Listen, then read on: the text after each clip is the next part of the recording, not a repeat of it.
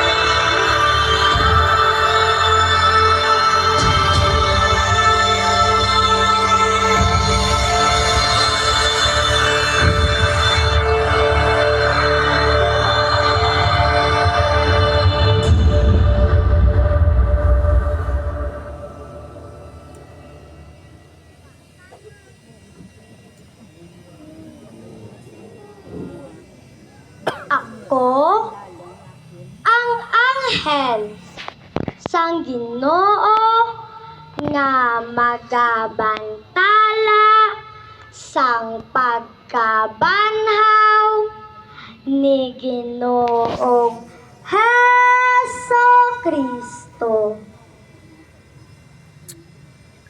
Ang mga dampog magkapala, ang mga alupuop magahawa, kay ang kasakit nga bugana natigayluhan na sang himaya.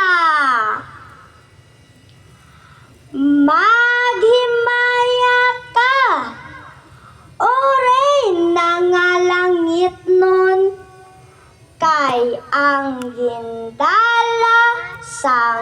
imutyan, nabanhaw, nga wala maglidan.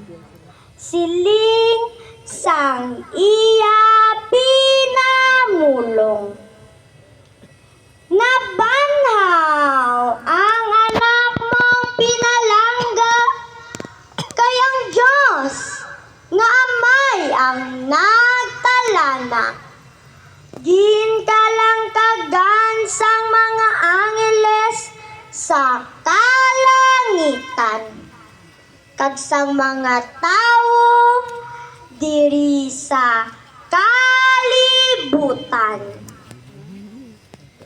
Magkinalipay ang kalibutan, magkinasadya ang katawuhan, maghimaya ang kalangitan, kay ikaw ang ambahan nila.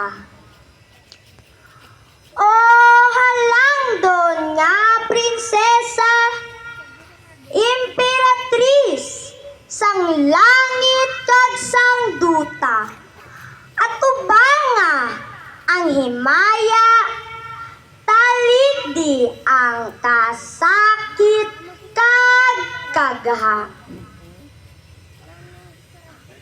Ang mga kasakit kag kagha nga imo nabatsyagan, naghina.